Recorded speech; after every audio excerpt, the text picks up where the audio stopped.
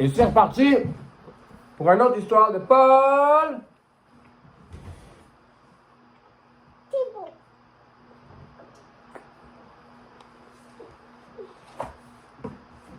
La première histoire de Paul Thibault, c'était l'épinette à tentacules. La deuxième histoire de Paul Thibault, c'était pique-nique sur feuille morte avec le mulch, le golem. Et la prochaine histoire, ce sera sur la piste du siffleux. Comme hier, la marmotte qu'on a vue, c'est un siffleux. On va regarder ça. On va prendre une bouchée.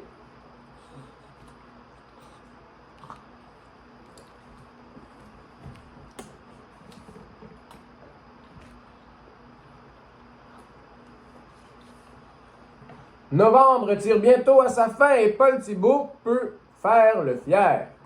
Grugeux et lui n'auront pas faim car tout est prévu pour l'hiver.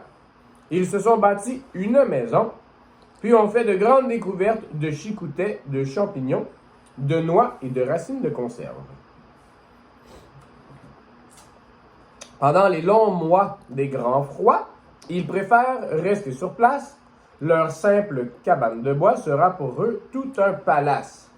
Ils feront quelques excursions, mais ne s'éloigneront que très peu et reviendront à la maison pour tricoter au coin du feu. Voilà toute la nourriture qu'ils ont. Un jour, cherchant le fil de laine qui nécessite son tricot, Paul voit qu'il manque une dizaine de conserves, de pain, de bocaux ici, là, dans la penderie à nourriture. Il manque quelque chose. « Est-ce que c'est toi qui les as pris ?» demande-t-il, l'œil soupçonneux, à Grugeux qui, confiant, lui répond « Pour sûr, c'est un coup du siffleux. » Un long silence suit ces mots.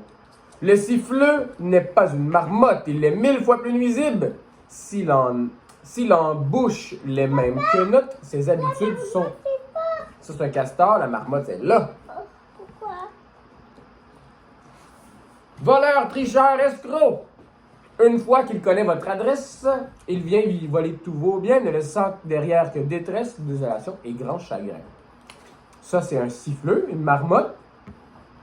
Et on peut voir qu'il y a un bandeau de voleurs avec un sac rempli des victuailles qu'il a volé à Paul Thibault. Pourquoi? On dit qu'il a souvent volé du miel à la barbe d'un ours. On l'aurait même vu arracher les poils d'un puma en pleine course.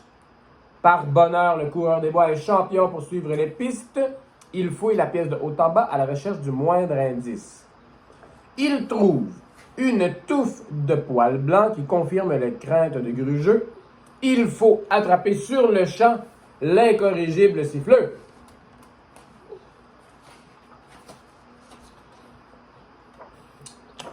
Paul sort dans le froid tenace et s'enfonce dans la forêt. Il avance en suivant la trace qui le mène entre les bosquets. Il suit les traces du siffleux. Touche pas au livre. Touche pas au livre, s'il te plaît. Regarde, papa. Et soudain, plus rien. Plus de traces. Regarde. Oui, on va regarder ça. Puis il jette un regard à Grugeux. Par où crois-tu qu'il est parti? Il scrute l'horizon soucieux. Il pense à fouiller même son manteau pour y dénicher ses jumelles, mais il n'a plus rien sur le dos que ses bobettes et ses bretelles. Ses bobettes, ses bretelles. Tout d'un coup, comme ça, le siffleux a encore frappé. Le siffleux a enlevé tout le linge à Paul Thibault. Le coquin! Grelottant de rage et de froid, Paul observe les alentours. Le chasseur est aux abois, en quête du méchant joueur de tours. Ah, il est là. Il n'a pas vu qu'un peu plus haut, bien installé sur une branche, à mi-tronc d'un grand bouleau, ici, regarde, il est là, se cache une silhouette blanche.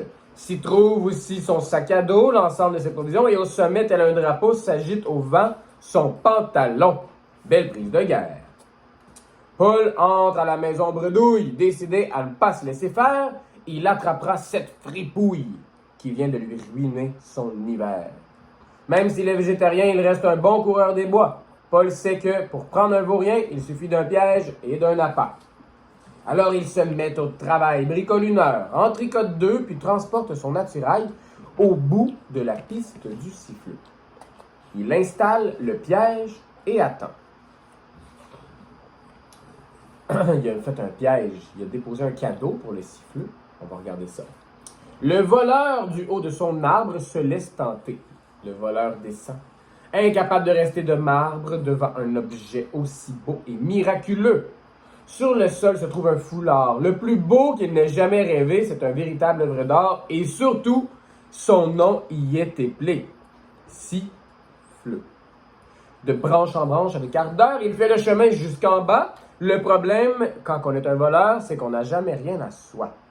Mais aussitôt qu'il le prend, le foulard tant convoité, le mouvement déplace une cheville qui fait tomber un grand panier. Paul Thibault, il s'assoit sur le panier. Satisfait, Paul s'approche, pose ses fesses sur l'osier, puis énumère tous les reproches qu'il peut faire à son prisonnier. Paul chicane le voleur. Pourquoi? Ben, il le chicane parce que c'est le voleur. Il le regarde droit dans les yeux.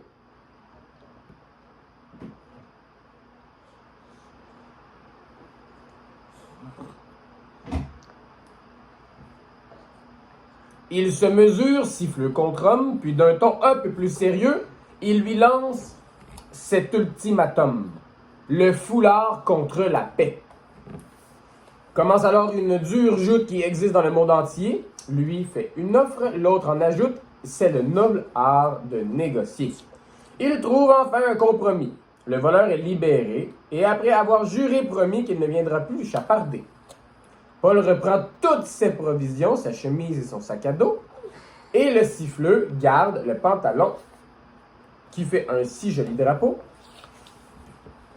et le foulard.